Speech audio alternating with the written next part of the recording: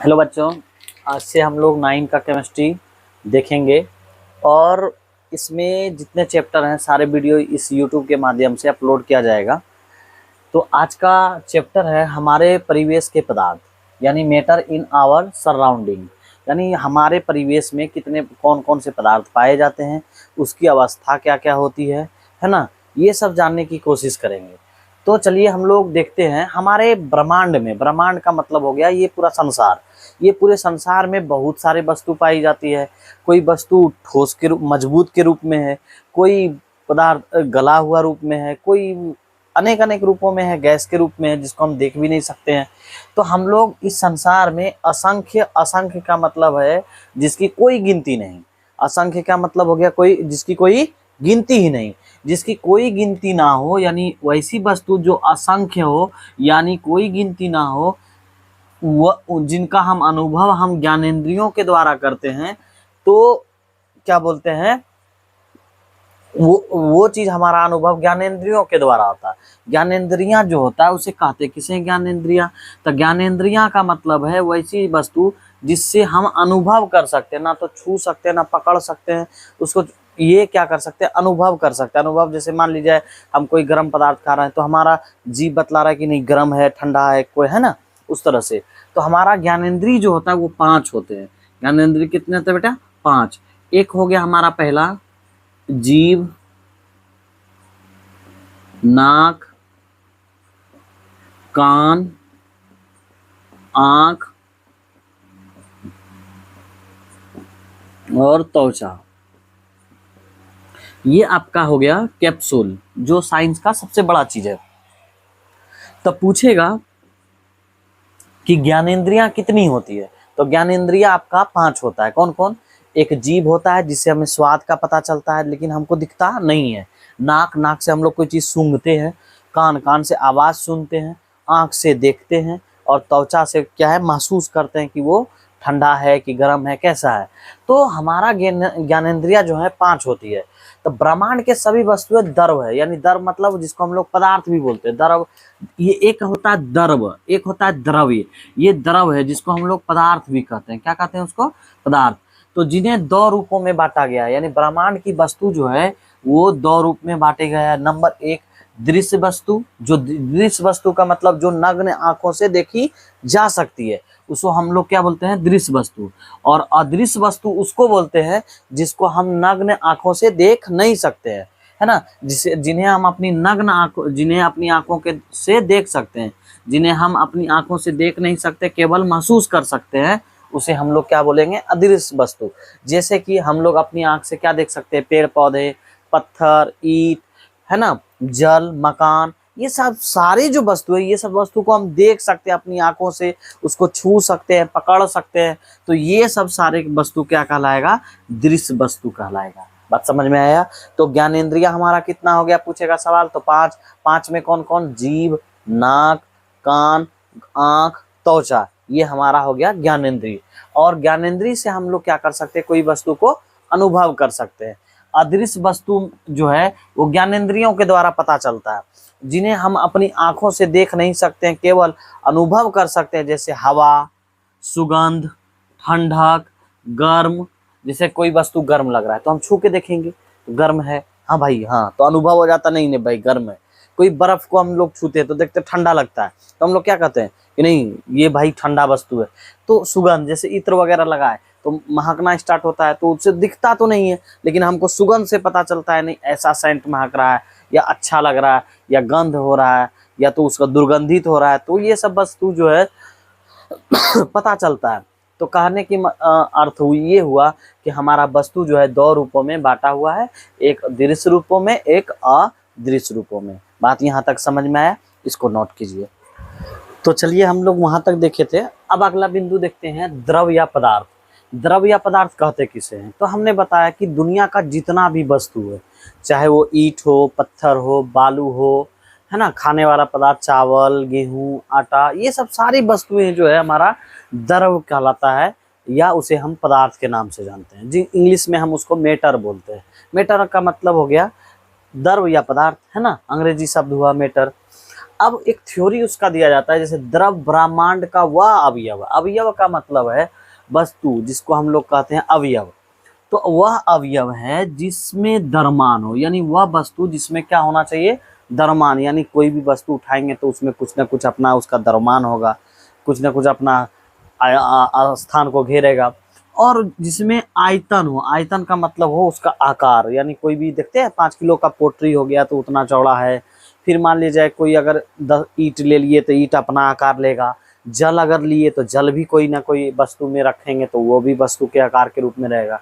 तथा जिसका अनुभव हम ज्ञानेंद्रियों के द्वारा, यानी कहने का मतलब है, पिछले हम बात बताए थे, तो ज्ञानेंद्रियों के द्वारा जैसे गर्म ठंडा हवा ये सब क्या करते हैं, हम महसूस करते हैं। तो ये ज्ञानेंद्रियों के द्वारा हम कर सकते हैं, तो वह क्या कहलाता है, हमारा द्रव या पदार्थ कहलाता है। एक थ्योरी ये हो गया।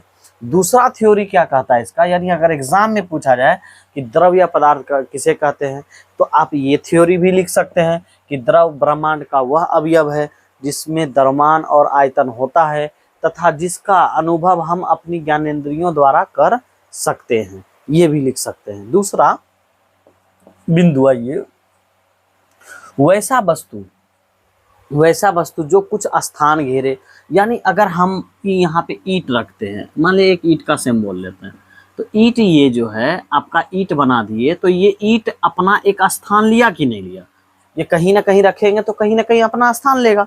तो ये ईंट जो है कहीं ना कहीं एक स्थान लेगा, तो उसमें यह कुछ स्थान को क्या करेगा, घेरेगा, कौन, ईंट। और उसमें जब ईंट उठाएंगे तो वो अपना कुछ ना कुछ तो भार होगा उसका, तो जिसमें क्या हो, द्रव्यमान हो और क्या हो, आयतन हो। तो आयतन का मतलब ये जगह जो छेकेगा उसको हम लोग क्या बोलते हैं, आयतन। और जो वजन है उसका वो भार द्रव्यमान कहलाता है। और उठाने के बाद पृथ्वी के नीचे जो लगने वाला है गुरुत्वाकर्षण बल, उसके विरोध उठाएंगे तो अवरोध पैदा करेगा, यानी ईंट को जब उठाएंगे तो ताकत लगाना पड़ेगा, तो ताकत जब लगाएंगे तो अवरोध उत्पन्न होगा, तो अवरोध उत्पन्न करता हो उसे क्या कहेंगे, पदार्थ या द्रव कहेंगे। बात समझ में आया। जैसे मान लीजिए हम 5 किलो का हम आटा का ले लेते हैं बोरी, अगर हम उसको उठाना चाहेंगे तो उठाएंगे तो अपनी ताकत को लगाएंगे, तो उसको हम लोग कहते हैं अवरोध। या देखते होंगे, या आप एक बहुत बड़ा पत्थर ले लीजिए और आप अपने बनिस्पत अगर उठाना चाहिएगा तो नहीं उठा पा रहा है, क्यों, क्योंकि पत्थर में जो है उसका अवरोध ज़्यादा है, इसलिए हम उसमें ताकत उतना लगा नहीं पा रहे हैं। अगर हमारी ताकत अगर ज़्यादा होगा तो उसके अवरोध को कम करके हम लोग उठा लेते हैं। जैसे हम लोग कोई थोड़ा सा सामान है तो उसको आसानी से उठा लेते हैं, क्योंकि उसमें अवरोध लगता है लेकिन पता नहीं चल पाता, क्योंकि अवरोध से ज़्यादा मेरा ताकत ज़्यादा है, इसलिए अवरोध उस समय काम नहीं करता है। बात समझ में आ गया। अब देखिए यहाँ पे इसका एग्जाम्पल क्या हो जाएगा, यानी उदाहरण जल हो जाएगा, वायु हो जाएगा, आपका मिट्टी हो जाएगा, ईंट हो जाएगा, पत्थर हो जाएगा, बहुत सारे, यानी दुनिया का कोई भी एग्जाम्पल लिख सकते हैं हम। मोबाइल भी लिख सकते हैं, ब्लैक बोर्ड भी लिख सकते हैं, कुछ भी लिख सकते हैं आप पदार्थ में, ठीक है। अब एक प्राचीन काल में, यानी प्राचीन काल में जब जिस समय हम लोग बात करते हैं ऋषि कनाद का मतलब जिस समय परमाणु अविभाज्य था, उस समय हमारे ऋषि मुनियों के द्वारा क्या होता था, ज्ञान दिया जाता था। तो उस समय की बात है, यानी प्राचीन काल में कहा गया था ऋषियों मुनियों के द्वारा कि पदार्थ जो है 5 मूल तत्वों के द्वारा बना गया है, जिसको हम लोग पंच तत्व के भी नाम से जानते हैं। यानी साइंस में अगर पूछा जाए कि पदार्थ कितने तत्वों से मिलके बना है, तो 5 तत्वों से। ये ऋषि मुनि के द्वारा दिया गया था प्राचीन काल में, है ना। तो क्या बोला गया, पंच तत्व का मतलब हो गया 5 तत्वों से मिलकर जो बना पदार्थ, जो बना वस्तु है वो पदार्थ कहलाता है, यानी द्रव कहलाता है। जैसे 5 तत्वों से क्या क्या मिलके बनाएगा, तो पहला हो जाएगा वायु। वायु किसको बोलते हैं, हम लोग हवा को बोलते हैं। पृथ्वी जिस पर हम लोग रहते हैं उसको हम लोग क्या बोलते हैं, पृथ्वी। तो हमारा एक कहा जाता है जीवन संभव किस स्थल पर है, पृथ्वी पर। दूसरा कहीं कोई स्थल, यानी हमारा जो है ये हमारा जो वायुमंड कह सकते हैं, वातावरण, या ये हमारा ब्रह्मांड जो है, हमारा ब्रह्मांड में कितने ग्रह हैं, 9 ग्रह। 9 ग्रह में से एक हमारा प्लूटो ग्रह नामक से हट गया है, तो बच गया कितना, 8 ग्रह। 8 ग्रहों पर जीवन सिर्फ संभव है तो वो पृथ्वी पर, दूसरे पे संभव नहीं है। लेकिन अभी लोग चांद वगैरह पे भी संभव जमीन खरीद रहा है लोग, लेकिन वहाँ पे जीना भी उतना संभव नहीं है, क्योंकि वहाँ का ग्रेविटेशनल बहुत कम है। आदमी हवा में उड़ता है, क्योंकि वहाँ पे गुरुत्वाकर्षण बल है ही नहीं, नग्न है। यानी 1/6 भाग, यानी अगर हम यहाँ 1 किलो वजन लेते हैं तो उसका 6 भाग दे दीजिए, जितना आएगा उतना वजन होगा उसका, है ना। तो 5 तत्व पृथ्वी, तीसरा हो गया अग्नि, चौथा हो गया जल, और पांचवा हो गया आकाश। यानी कह सकते हैं कि पांच तत्व जो है पृथ्वी का जो मतलब द्रव जो पदार्थ है वो 5 तत्वों से मिलकर बना है। ये 5 तत्व कौन कौन सा है? एक हो गया वायु, दूसरा पृथ्वी, तीसरा अग्नि, चौथा जल, और पांचवा आकाश। अब हम पिछले बात भी बताए कि ज्ञानेंद्रियां 5, जीभ, नाक, कान, आंख और त्वचा। तो आप एक बात को याद रख सकते हैं कि पंच तत्व भी 5 और ज्ञानेंद्रियां भी 5। यानी कोई सवाल में दिमाग में आराम से रख सकते हैं कि भाई पंच तत्व का भी 5 होता है और ज्ञानेंद्रिया भी 5 होता है। इस तरह से हम लोग पदार्थ का थ्योरी देखें, और हम लोग प्राचीन काल में जो द्रव है मूलभूत जो है कितने तत्वों से मिलकर बना है? 5 तत्वों से मिलकर, जिन्हें हम लोग किस नाम से जानते हैं? पंच तत्व के नाम से जानते हैं। ठीक है, चलिए इसी तरह आगे देखते हैं हम लोग। तो चलिए अब अगला हेडिंग देखते हैं हम लोग, पदार्थ से संबंधित महत्वपूर्ण पद। अब पद देखते हैं हम लोग, इसमें कौन कौन सा पद आता है। तो इसमें एक आता है द्रव्यमान। तो द्रव्यमान कहते किसको है? पहले इसका थ्योरी देखते हैं। किसी वस्तु में उपस्थित द्रव की वास्तविक मात्रा, यानी द्रव का जो वास्तविक मात्रा है कि कितना है कितना नहीं है, उसका वो वास्तविक मात्रा जो है उसका द्रव्यमान कहलाता है ना। किसी भी वस्तु का द्रव्यमान सदैव निश्चित होता है। सदैव मतलब अगर वो 5 kg है या उसका स्थान इतना बड़ा है या इतना बड़ा है, वो हमेशा निश्चित रहेगा। अर्थात स्थान परिवर्तन के साथ इसका मान में परिवर्तन नहीं होता। अगर चाहेंगे ये वस्तु अगर यहाँ पे है और इसको यहाँ से अगर यहाँ पे ले जाए तो इसका स्थान परिवर्तन हुआ, लेकिन इसका ये द्रव्यमान में कोई परिवर्तन देखा नहीं जाएगा। बात समझे? अगर हम कोई यहाँ पे अगर बोरा है और उस बोरे में अनाज है, अनाज यहाँ रखा हुआ है, अगर उस अनाज का भार अगर 20 kg है तो उस द्रव्यमान अगर 20 kg है तो उसका यहाँ से अगर उठा के यहाँ ले जाएंगे तो उसके भार में कोई द्रव्यमान में कोई परिवर्तन नहीं आएगा। बात समझे? और इसे सूचित जो होता है द्रव्यमान को छोटी m द्वारा करते हैं। हम छोटी m द्वारा क्यों करते हैं? कि किसी भी द्रव्यमान को फॉर्मूला में, या फिजिक्स का फॉर्मूला हो या केमिस्ट्री का फॉर्मूला हो, उस फॉर्मूला में दर्शाने के लिए हम छोटी m का उपयोग करते हैं। तो छोटी m जहाँ दिखे इसका मतलब हो गया कि वह वस्तु का क्या दर्शाएगा? द्रव्यमान दर्शाएगा। बात समझे? अब आते हैं अगला, भार। पृथ्वी अपने केंद्र, यानी पृथ्वी का कहीं ना कहीं, मान लीजिए इतना गोल पृथ्वी है, इसका कहीं ना कहीं तो केंद्र बिंदु होगा। केंद्र बिंदु है जहाँ गुरुत्व त्वरण होता है ना।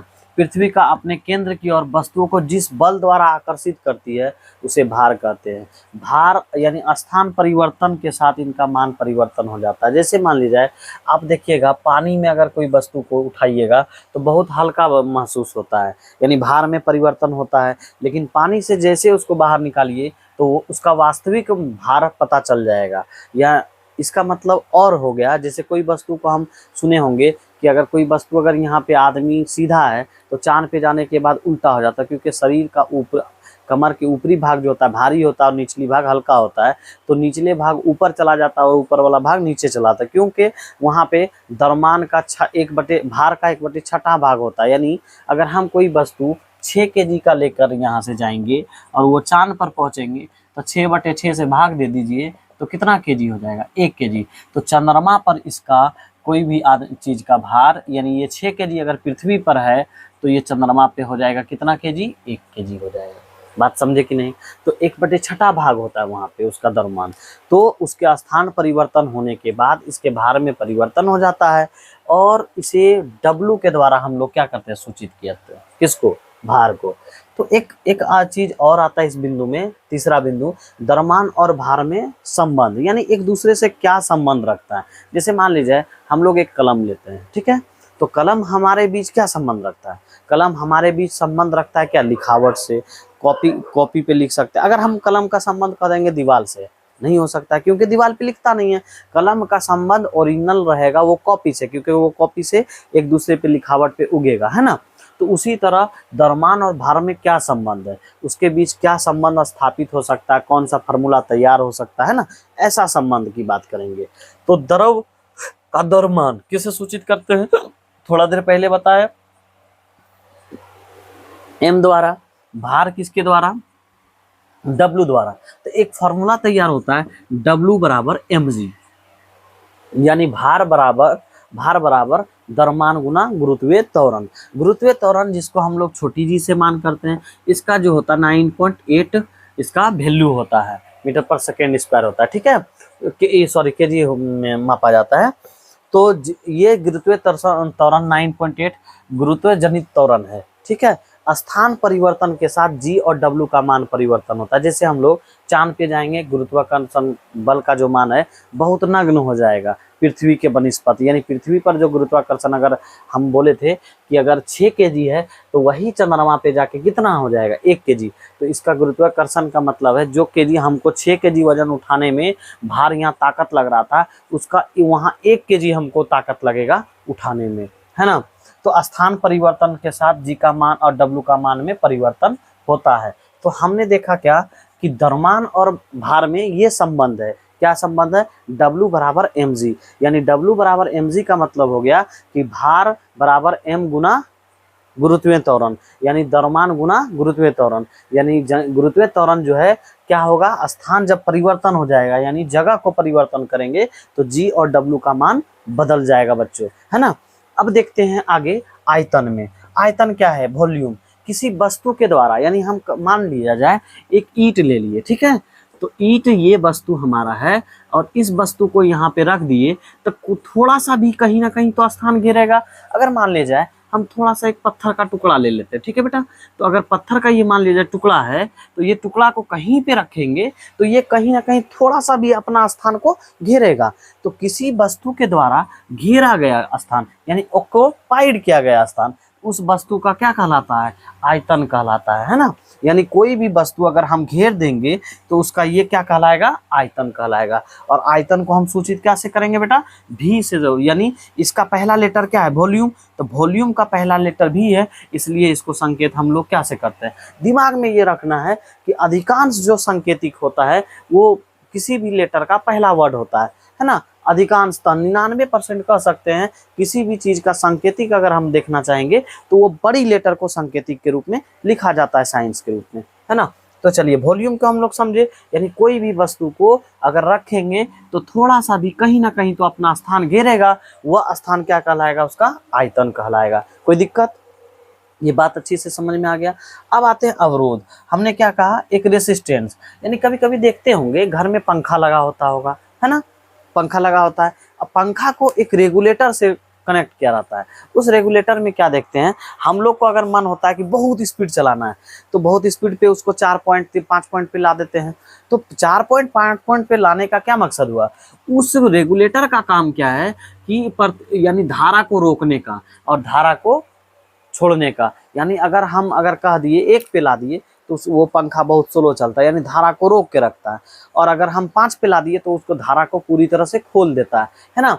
तो रेसिस्टेंस उसी को कहते हैं। तो इस हम लोग केमिस्ट्री में रेसिस्टेंस किसको कहेंगे ये जानते हैं, वो फिजिक्स में रेसिस्टेंट बोलते हैं, इन केमिस्ट्री में रेसिस्टेंस किसको बोलेंगे, यानी अवरोध किसको बोलेंगे, किसी वस्तु को एक स्थान, यानी हम मान लीजिए ये पेन है और ये पेन को उठा के वहां लेके जाएंगे तो कुछ ना कुछ तो बल लगेगा, थोड़ा सा भी तो बल लगेगा। अगर हम थोड़ा बहुत भारी सामान लेके जाएंगे तो और ज्यादा बल लगेगा, तो और या तो उससे भी ज्यादा लेके जाएंगे और ज्यादा बल लगेगा। तो किसी वस्तु को एक स्थान से दूसरे स्थान पर लाने अथवा ले जाने के लिए बल का प्रयोग करना पड़ा, यानी ताकत, जिसको हम लोग क्या कहते हैं, फोर्स का प्रयोग करना पड़ता है, उसे हम लोग क्या कहते हैं, अवरोध। यानी अवरोध जो है हमारा क्या कहलाता है, रेसिस्टेंस। और रेसिस्टेंस उसको बोलते हैं जो एक बल दूसरे बल को प्रयोग करना पड़ता है, वो हमारा क्या कहलाता है, अवरोध कहलाता है। तो हम लोग क्या देखें कि पदार्थ से संबंधित जो महत्वपूर्ण पद है, द्रव्यमान और भार में संबंध, आयतन, अवरोध, ये सब सारे बिंदुओं को देखने के काम किए हम लोग। इस सब सारे से इसी तरह से और सारे वीडियो 9th का जो जितने भी केमिस्ट्री क्लास का है वो इस YouTube के माध्यम से आप लोग बने रहिए और अच्छे से अच्छे हम टॉपिक से समझाने की कोशिश करेंगे। फिर इस नए टॉपिक आपके सामने लेकर आएंगे नेक्स्ट वीडियो में। ठीक है, तब तक के लिए जय हिंद जय भारत।